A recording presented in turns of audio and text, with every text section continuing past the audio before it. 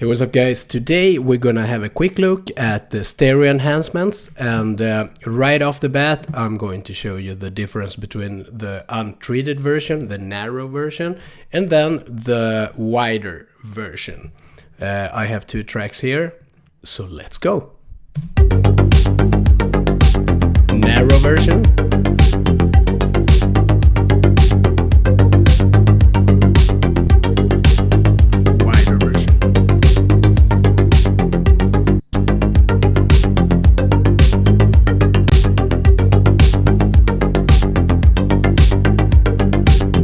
Alright, so let's have a look at the different channels.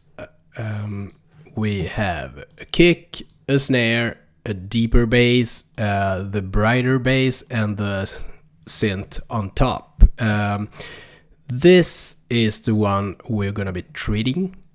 And what I'm gonna do is a two-step process. You might be familiar with an imager. I use the Ozone stereo imager. Looks like this.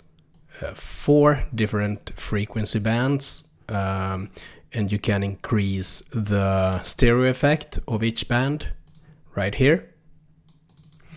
But before I do that, I'm going to use a little mid-side trick to increase the volume of the sides of the signal. Let's have a look at that. In Ableton, you have the utility device you can use for that. We have, as a preset, we have mid only and sides only. And we're gonna combine these two to separate the signals. This is the mid frequency only. Let's have a listen at that. Sorry.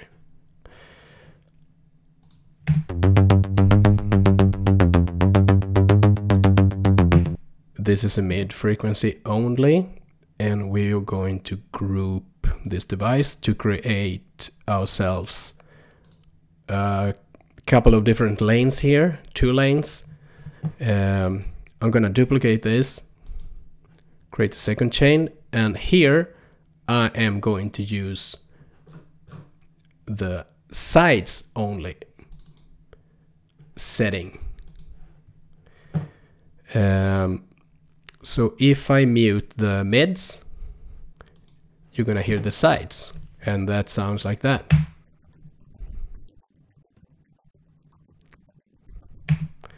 So like that, and both combined.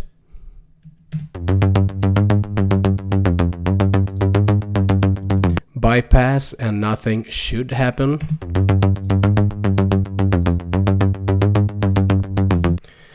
Alright, what I'm gonna do here is increase the volume of the side signal a little bit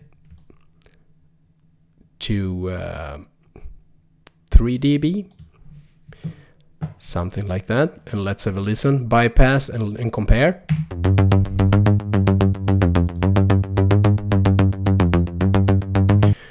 You can immediately hear that the instrument gets a little wider, and we're gonna check that we're not doing too much harm to the mono compatibility. Always check that. We go to the master, to the global master setting here, put the whole track in mono, and bypass and see if that sounds okay. Let's go.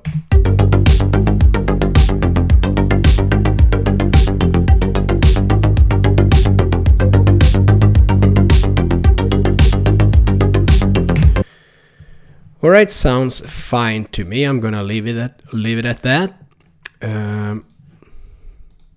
So step number 2 would be the imager, and we bring that up right now. The default setting is at 140 Hertz.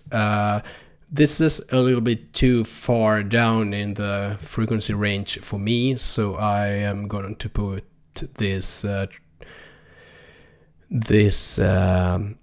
band from around 300 to 2K, and the next band is gonna be from 2K to 10K. We have a meter here. We're gonna keep an eye on this as well. As long as you're between 0 and +1, you're gonna be fine regarding phasing issues. I mean, it can go down a little bit, but as long as you are mostly up here, you're gonna be fine. So let's have a look.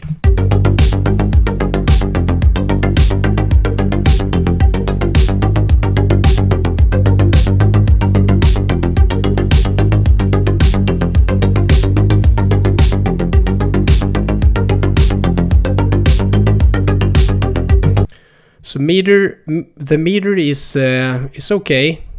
Let's bypass and hear the difference.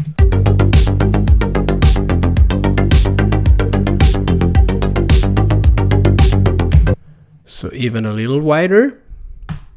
Last thing you're gonna do is to group the two steps, the two devices we used for the stereo enhancement, so that we can bypass them in a group. So let's do that.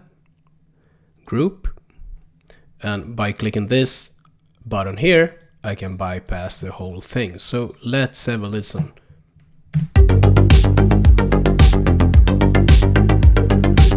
Narrow.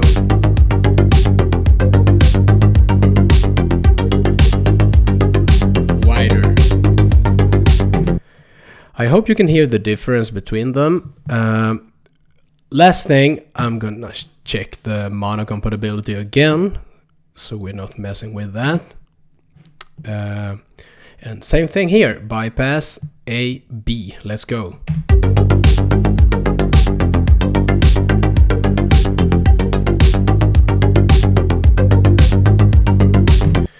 So no issues there that I can hear, so that's good. I'm gonna give you one last tip. By increasing the volume of the sides, you're increasing the entire frequency spectrum on the sides. You might want to cut some of the low end that is being increased. You can put an EQ here and just cut some of the lows like this. Let's have a listen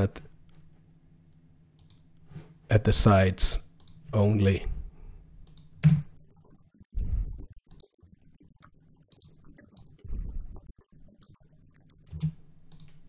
And the entire instrument.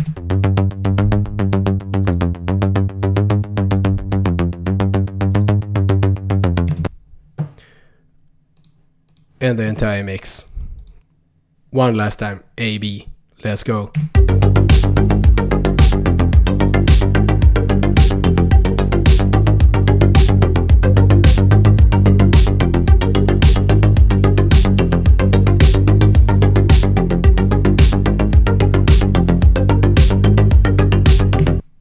So I hope these little tricks can be useful for you in your own productions.